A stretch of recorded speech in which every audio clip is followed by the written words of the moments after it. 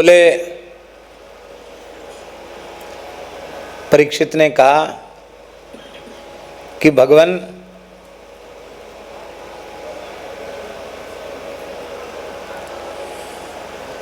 ये प्रायश्चित तो आपने ऐसा बता दिया जैसे किसी व्यक्ति को भरपेट रोटी खाने को न मिलती हो और वो किसी वैद्य के पास जाए दवाई लेने, तो वैद्य कहें कि दवाई तो है, तुम बिल्कुल ठीक हो जाओगे क्या? बोले, वेद लक्षणा भारतीय देसी गाय के दूध की सुंदर मोटी मोटी मलाई, उस मलाई में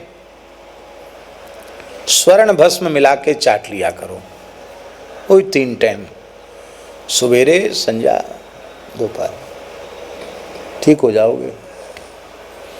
अब बेचारे रोटी खाना तो मुश्किल हो रहा है, एक समय की रोटी तो जिससे जुट नहीं रही है, उसको स्वर्ण भस्म चाटने के लिए मलाई में वैद्य कहे तो वह बेचारा रोगी त्रिकाल में भी उस औषधि के सेवन के योग्य ही नहीं है। देखो, जीवन भर अटते रहो मैं देह नहीं, मैं देह नहीं, देह नहीं, और जब देह का धर्म व्याप्त होता है तो सब समझ में आ जाता है। परम श्रद्धेय स्वामी श्री अखंडानंद सरस्वती जी महाराज, आनंद वृंदावन वाले महाराज जी, उनके पास एक ब्रह्मचारी जी वेदांत पढ़ते थे। वो ब्रह्मचारी जी हमारे भी सहपाठी, हमारे भी प्रेमी, बड़े अच्छे हैं, वो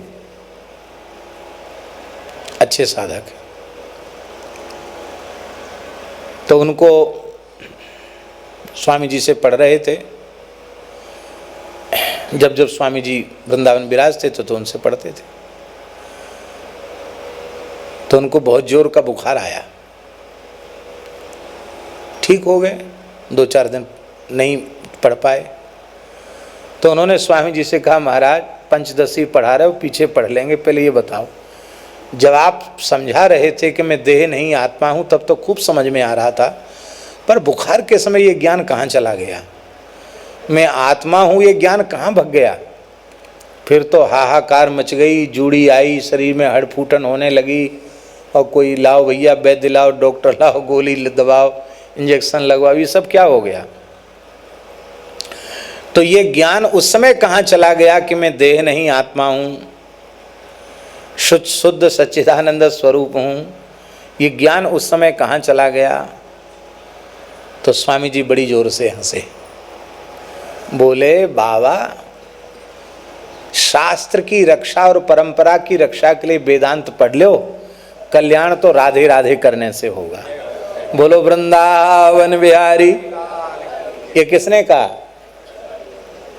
एकांत में कहा स्वामी जी ने कि बाबा संप्रदाय और परंपरा की रक्षा करने के लिए वेदांत पढ़ लो, कल्याण तो राधे राधे करने से होगा।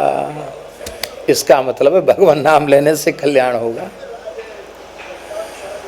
हमने